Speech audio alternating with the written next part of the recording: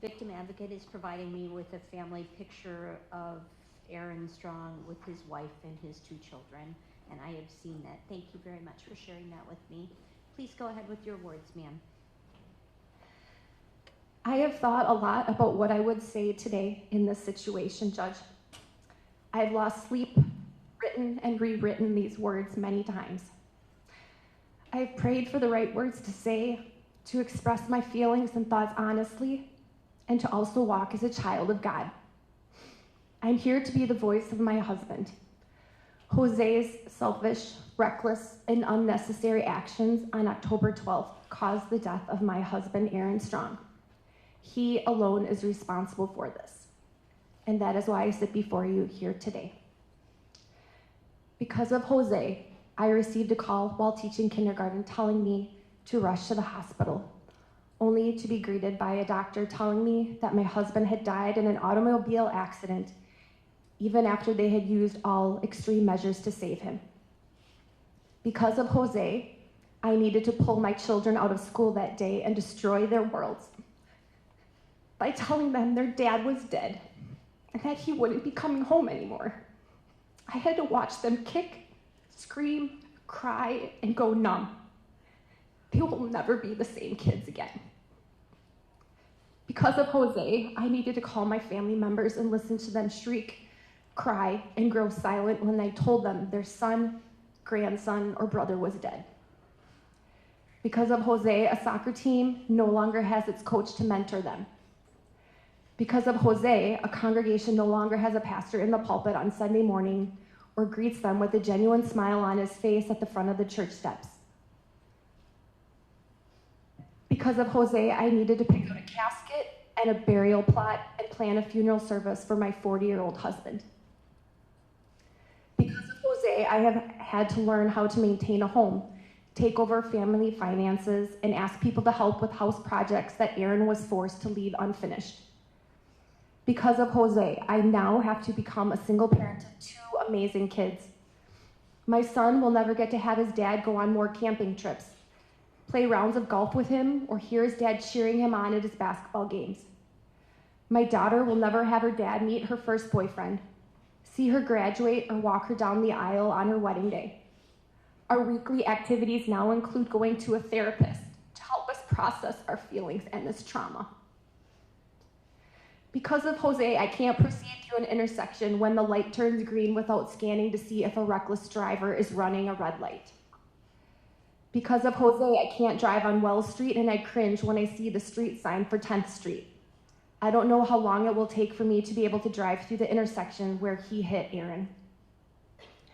Because of Jose, I can't count the number of tears that have soaked my husband's pillow as I hug it with my head throbbing and my headache building. Because of Jose, I don't get to grow old with the man I promised to spend the rest of my life with. But Judge, the story does not end there. Because of Jose, I have taken up the cause of advocating for victims of reckless driving. I never want another family to feel this kind of pain.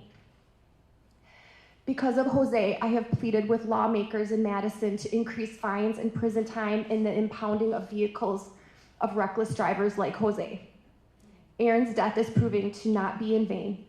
Instead, it serves a greater purpose, one that is going to protect other families from reckless drivers. And now it is time for the next chapter in both of Jose's and my story. For Jose, it's confinement in prison.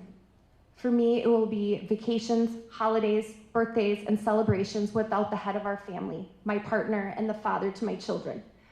And after some time, Jose will get to rejoin his family and friends and return to happier times. But for my family, life changed forever on October 12th, 2022. Today's sentence will change the outlook of Jose's life. But for me, life does not change.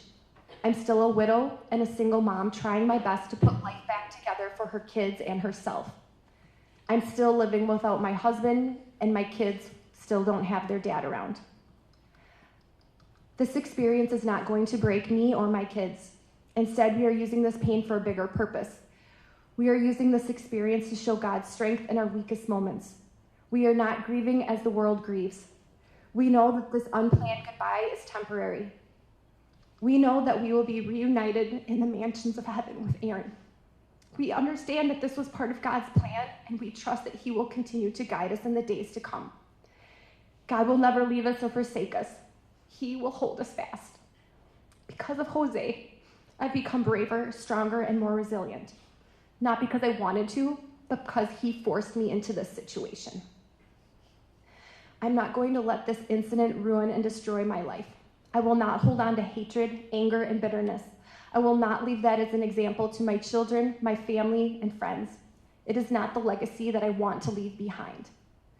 Instead, I want to honor my husband's legacy of being a servant of God, always pointing people to the one who loves us unconditionally at all times. This incredible grace of God allows me to get out of bed every day, to complete my daily tasks, and to continue to live. My Savior's love for me leads me to shed thankful tears at the thought of my future reunion with my husband again in heaven. This is the same God that loves Jose and has forgiven him. Your Honor, when Jose made those decisions on October 12th, they brought about deadly consequences. These are the facts. Jose drove at over 70 miles per hour. Jose drove on the wrong side of the road. Jose ran through multiple red lights. Jose drank to an excess of nearly 2.5 times the legal limit and got behind the wheel of a vehicle.